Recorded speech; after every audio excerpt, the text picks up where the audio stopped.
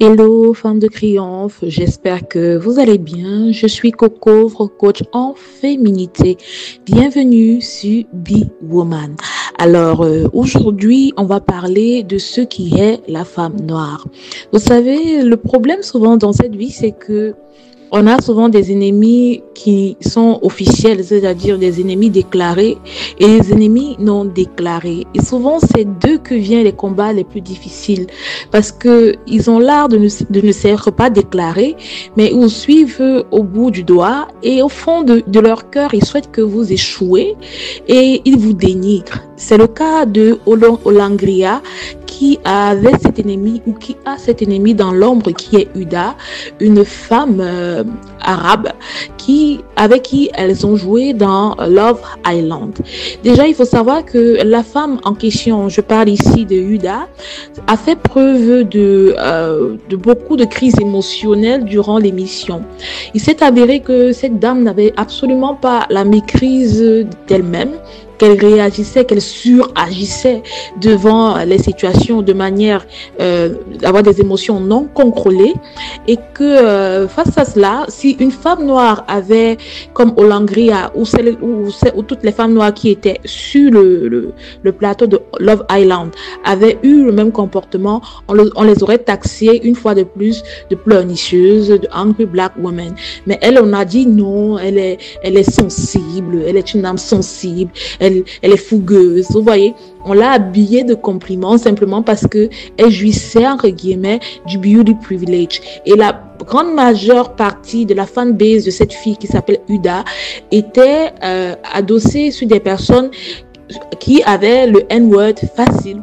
Donc de ce fait-là alors, Uda a longtemps été très tolérée durant le programme et elle s'est construite cette fanbase là. Pendant ce temps, on a eu particulièrement Olangria, qui est une femme noire dark skin, qui a vécu des situations très conflictuelles parce que elle était en couple avec un homme blanc. Les gens n'ont pas compris pourquoi, cet homme blanc là avait posé son dévolu sur sur Olangria. Les gens ont voulu la descendre, les gens ont voulu la nier sa beauté, y compris même dans la communauté afro-américaine où souvent à cause du colorisme, ils ne veulent pas reconnaître que les femmes dark skin peuvent être extrêmement belles, en l'occurrence Olangria.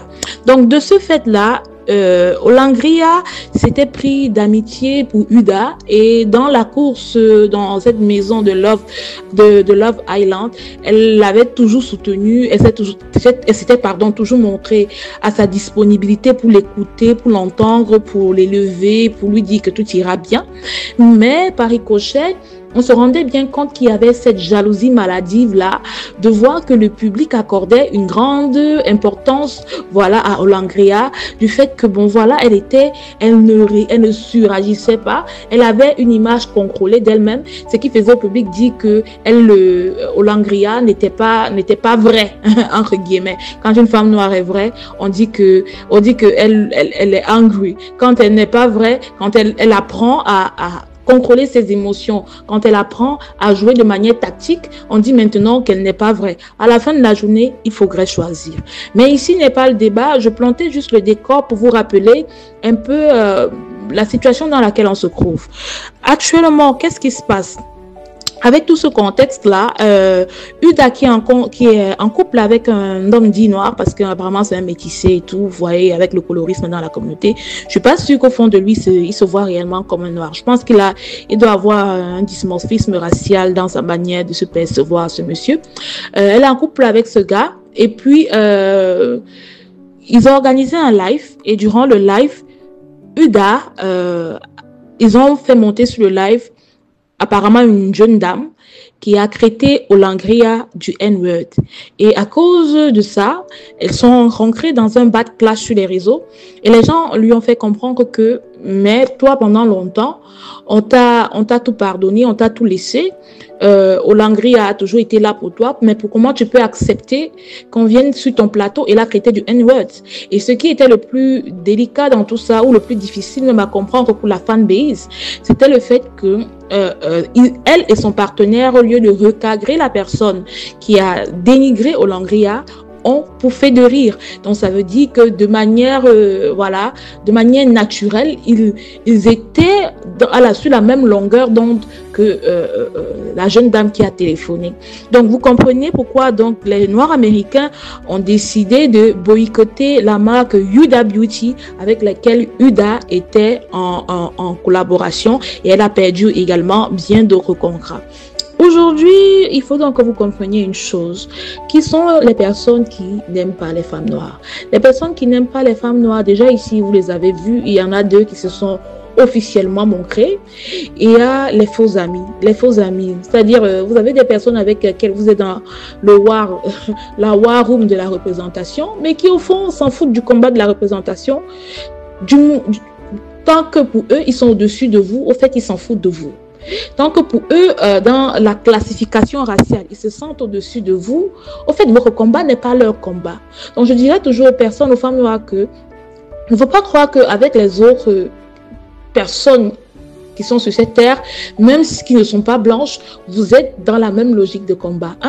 Il y a des personnes pour lesquelles, même si vous avez le même combat de reconnaissance, de lutte contre les discriminations, elles, tant qu'elles sont toujours mieux que vous dans les classifications, donc qui ressemblera le plus à elles, voilà, elles seront dans leur esprit, tant qu'elles seront toujours mieux que vous. Pour elles, le combat, c'est vous qui le menez, au fait. Donc, ça veut dire qu'elles font partie de la classe de l'oppresseur. Et on a pu le lire avec la réaction de Huda face au N-word que Olangria a reçu en commentaire dans son live. Et puis aussi, il y a une autre catégorie, c'est ceux qui sont avec vous dans le combat sans y être au fait.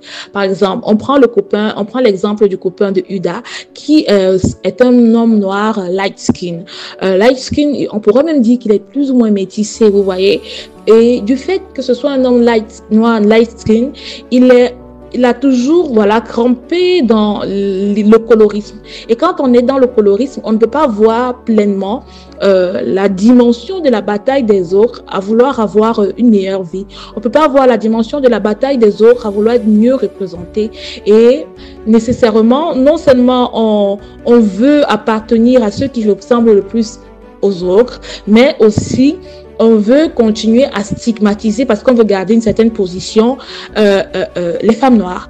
Et c'est ce qui s'est passé exactement avec cette ambiguous black man, qui voilà, a ri du N-word, qui a été adossé sur Olangria parce que pour lui, il ne s'identifiait pas à un homme, à un noir tout court. Pour lui, il est vraiment ambiguous black man, et de ce fait-là, il ne voit pas le combat d'une dark skin black woman comme Olangria est un combat qui peut qui le touche, c'est un combat simplement à travers lequel il se représente. Absolument pas. Pour lui, elle ne représente pas le Graal, ou elle ne représente simplement pas une beauté qu'il souhaiterait avoir auprès de lui, parce que voilà, c'est quelqu'un qui a toujours été imbibé dans l'idéal du colorisme au sein de la communauté afro. Donc je vais donc vous dire ceci, chères femmes noires, surtout si vous êtes une dark skin, je vous inviterai à comprendre dans cette dynamique de ces ennemis qui se cachent, ces haineux qui sont invisibles, mais qui sont pourtant des gens qui vous raient.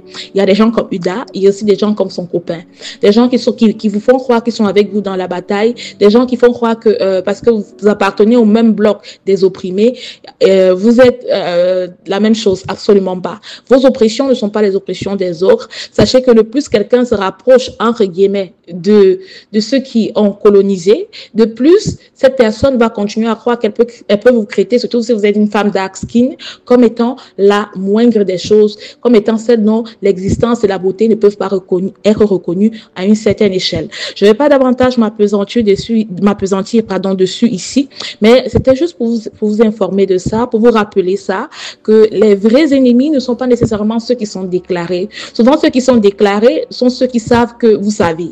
Mais ceux qui sont non déclarés, c'est eux qui vous combattent au fond, parce qu'ils permettent au système de continuer à perdurer. C'est qu'ils donnent le carburant à ceux qui en ont besoin pour continuer, voilà, à vous maintenir dans l'oppression, à faire en sorte que vous ne pouvez pas rentrer dans votre pleine énergie féminine. Parce qu'une femme qui est opprimée, une femme qui est une servante, une femme qui ne connaît pas son identité féminine, quand elle ne peut pas rentrer dans son énergie féminine, parce qu'elle ne saura pas sa valeur, elle ne saura même pas les outils pour se connaître, quel est son type de cheveux, quel est son type de peau, quels sont les éléments qui la mettent en valeur ou pas, comment mieux se maquiller, etc., etc. Parce que elle, tout le long de sa vie, on lui a dit, tu dois être au service des autres, tu ne vaux pas mieux que les autres, tu vaux moins, au fait. Donc, comprenez donc en tant que femme noire, il faut que vous sachiez lire la carte, comme on dit souvent. Sachez lire les cartes de ceux qui ne vous aiment pas réellement. Sachez comprendre les faux amis, au fait. Il y a plusieurs faux amis autour de vous et débusquez-les. Et je crois réellement que c'est eux qui sont vos vrais faux amis, au fait. Il faut pouvoir les débusquer pour pouvoir vivre pleinement votre vie au plein de votre potentiel. Et ici, je voudrais vraiment féliciter Olangria qui a réagi vraiment avec beaucoup de classe et beaucoup de hauteur en disant simplement, voilà, je suis contre le racisme et en donnant les liens pour aller soutenir les causes noires qui luttent contre le racisme. Vous savez que Trump a suspendu les aides de l'affirmative action. Donc, il fallait, elle a joué dessus pour rappeler aux gens qu'il faut donner pour lutter contre ces causes. Il ne faut pas juste dénoncer sur les réseaux, mais il faut passer à l'action. Donc, d'ici à là, femme de triomphe, portez-vous bien.